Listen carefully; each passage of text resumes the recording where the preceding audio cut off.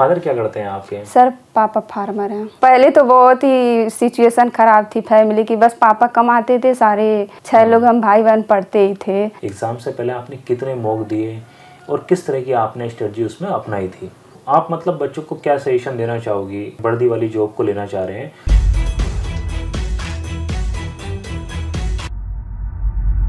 नमस्कार, आज मेरे साथ बैठी हैं अंजलि, जो दिल्ली पुलिस हेड कांस्टेबल में सेलेक्टेड हैं और अपनी जर्नी को यहाँ आपके साथ शेयर करने वाली हैं, कैसे उन्होंने तैयारी की। और आज हम उनसे जानेंगे उनका एक्सपीरियंस, क्या क्या तैयारी के बीच में परेशानियाँ आई, कैसे इन्होंने अपने कमज़ोर सब्जेक्ट को स्ट्रॉन्ग बनाया, और यह अपनी सारी कहानी अंजलि खुद बताएंगी। अंजलि, आपका स्वागत है।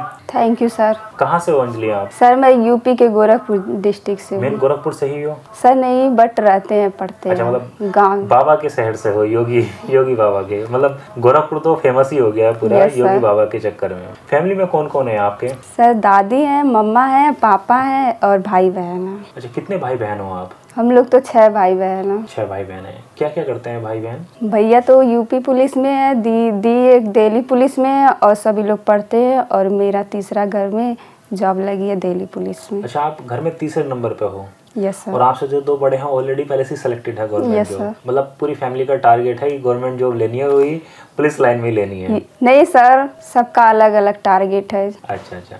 फादर क्या करते हैं आपके? सर पापा फार्मर हैं। अच्छा, पापा फार्मर हैं। और मम्मा हाउसवाइफ। तो जैसे आपको खाली पुलिस में ही जाना था या कि कोई भी गवर्नमेंट जॉब मिल जाएगी वो भी चलेगी? नहीं सर, वैसे तो वर्दी ज़्यादा मुझे पसंद थी, मैं वर्दी लेना चाहती थी, वर्दी का जॉब। अच्छा, इसके लिए आपको किसने बताया कि दिल्ली पुलिस का एग्ज़ाम होता है और ये तैयारी रहती है? दी ऑलरेडी दिल्ली पुलिस में है, तो ऐसे भी वो सपोर्ट कर देती है, बता देती थी, और मैं देखती भी थी। केडी लाइफ के बारे में आपको कैसे पता चला कि यहाँ केडी लाइफ तो मैं यूट्यूब से ही मुझे पता चला। यूट्यूब से आपको पता चला कि यहाँ तैयारी होती है? और मैं नीतू मैम का इंग्लिश का क्लास भी लेती थी। अच्छा, दिल्ली पुलिस से पहले आप नीतू मैम की क्लास से तैयारी? गोल्डन रूल जो पढ़ाई है उसको भी मैं पढ़ी हूँ। हाँ, मैम ने। तो वो जो भी लॉन्च करती थी मैं जरूर उसको देखती थी यूट्यूब पे। अच्छा। तो फिर उसने दिल्ली पुलिस के लिए लॉन्च किया तो मुझे अच्छा लगा। मैं सोची कि अगर मैं यहाँ से बैच ले लेती हूँ तो मेरी फुल तैयारी हो जाएगी और मैं सिलेक्शन ले लूँगी। तो फिर ओके।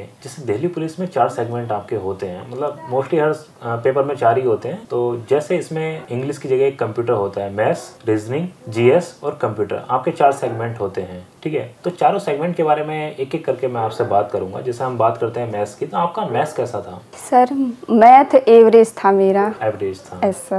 ओके। तो आप उसको आपने कैसे ठीक किया उसको, एवरेज को? बस ऑनलाइन बैच लिया, सर से पढ़ा, सर का पढ़ाना मुझे अच्छा लगता था। फिर रीजनिंग की बात करते हैं, रीजनिंग आपका कैसा था? रीजनिंग भी सही था मेरा, 24 मार्क्स आए हैं 25 में आउट ऑफ 25। हाँ, मोहित सर पढ़ाए थे। मोहित सर आपको रीजनिंग पढ़ाते थे। जीएस में कौन कौन टीचर आपको पढ़ाते थे? जीएस में तो राहुल सर पढ़ाए थे, हिस्ट्री, कंप्यूटर भी तो ये राहुल सर पढ़ाए थे। राहुल सर भी पढ़ाते थे। कंप्यूटर में मेरा 8 नंबर है 10 में से। अरे वाह, 10 में से 8 नंबर? Yes sir. मतलब राहुल सर हर जगह छाए हुए हैं। Yes sir. कंप्यूटर भी मेनली रूप से मैं ली थी पढ़ने के लिए, कंप्यूटर मेरा बहुत ही वीक था, और मैं सोची केडी लाइफ से पढ़ लूँगी तो कंप्यूटर मेरा कम्प्लीटली हो जाएगा। अच्छा। जैसे राहुल सर पढ़ाते ही इतना अच्छा है, और वो हमेशा हर एग्ज़ाम को देख के चलते हैं कि अगर एसएससी का एग्जाम आ रहा है तो पिछले ईयर्स के एसएससी के एग्जाम में किस तरह के क्वेश्चन पूछे गए हैं, तो फिर उसी हिसाब से वो लेवल को लेके चलते हैं। उनके पास एसएससी के लिए अलग होगा मटेरियल, उनके पास दिल्ली पुलिस के लिए अलग होगा,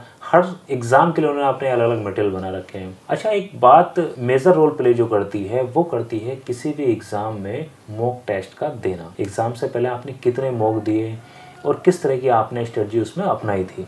सर ये है कि पूरा एक बार सिलेबस कवर कर लो।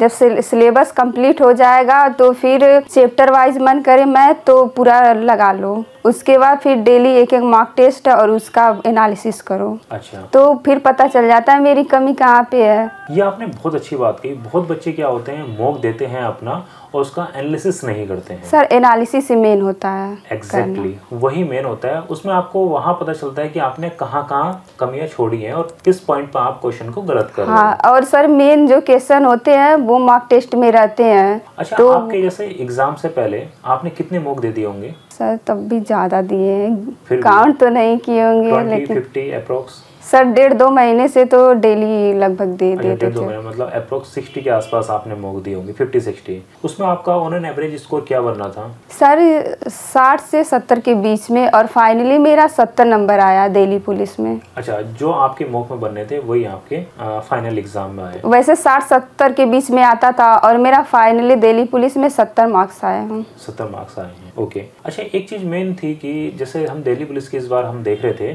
कि क्या हुआ है कि आपका ना फिजिकल बहुत जल्दी ले लिया गया है, जिसकी वजह से बहुत बच्चे डिस्क्वालीफाई भी रह गए हैं। तो आप मतलब बच्चों को क्या सजेशन देना चाहोगी इस चीज़ को लेके, जो इस तरह की जॉब में जाना चाह रहे हैं, वर्दी वाली जॉब को लेना चाह रहे हैं? तो उसमें 2 फेज़ आपके होते हैं, एक तो फिजिकल वाला फेज़ हो गया और एक आपका रिटन वाला फेज़ हो गया। तो बच्चों को कैसे वो लेके चलने चाहिए? सर जिसको भी वर्दी चाहिए या फिजिकल है किसी भी एग्जाम्स में, तो फिर उनको पहले से ही तैयारी करना चाहिए, क्योंकि टाइम ज़्यादा नहीं मिलता है, फिर नहीं तैयारी हो पाती है, तो पहले से ही तैयारी करना चाहिए। और मैं दिल्ली पुलिस हेड कांस्टेबल का भी एग्ज़ाम दिया था, मेरा फाइनल मेरिट में नहीं हुआ था।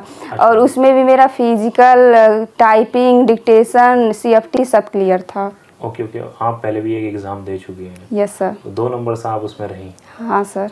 ओके, मतलब दिल्ली पुलिस में ही आपको जाना था। पहले भी दिल्ली पुलिस का दिया, रह गई, आपने हिम्मत नहीं हारी। नहीं सर, मेन थी कि आपने हिम्मत नहीं हारी, दोबारा अपने आप को खड़ा किया और इस बार सिलेक्शन लेके ही आपको छोड़ा। आगे की क्या रणनीति है आपकी, अब लाइफ में आगे क्या करना चाहते हो? सर CPO की तैयारी करूँगी, और सर मैंने BEd भी किया है, तो फिर टीचिंग का भी देखूँगी। अच्छा, मतलब छोड़नी नहीं है, चारों तरफ हाथ फैला के रखते हैं ना कि कोई भी अच्छी जॉब निकले, किसी भी फील्ड में निकले, मैं छोड़ूंगी नहीं। Yes sir. ये बहुत अच्छी है, क्योंकि जब घर की परिस्थिति ऐसी होती है तो बच्चों को बस यही दिखता है कि अच्छी से अच्छी गवर्नमेंट जॉब लेके हम सेटल करें और अपने माँ बाप को भी एक अच्छी लाइफ आगे दें। पहले तो बहुत ही सिचुएशन खराब थी फैमिली की, बस पापा कमाते थे, सारे 6 लोग हम भाई बहन पढ़ते ही थे, तो फिर एक एक करके 2 लोग निकल गए, पापा पढ़ाए अच्छे से, फिर मेरा भी हो गया, तो फैमिली की सिचुएशन थोड़ा अच्छी हो गई है।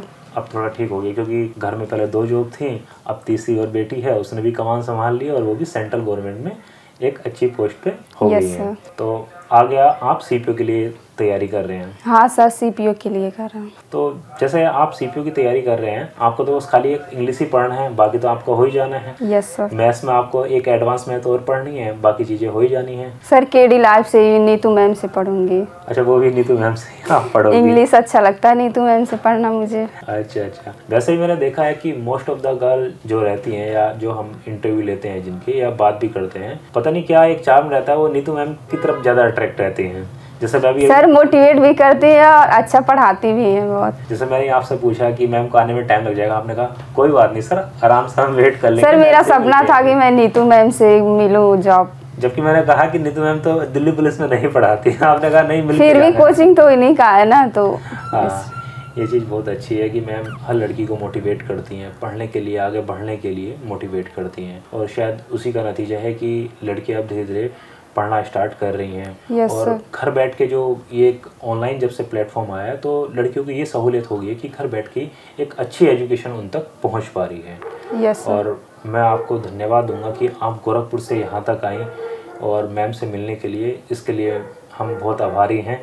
मुझे नहीं लगा था कि आप इतनी दूर से आ भी पाओगे, और मैं आपको शुभकामनाएं दूंगा CPO के लिए कि इस बार आप आए हो कांस्टेबल बन के, अगली बार SI बन के मेरे साथ बैठो और इंटरव्यू दो। बहुत बहुत बधाई हो आपको। Thank you sir. और आगे के लिए, फ्यूचर के लिए best of luck. Thank you sir. Okay.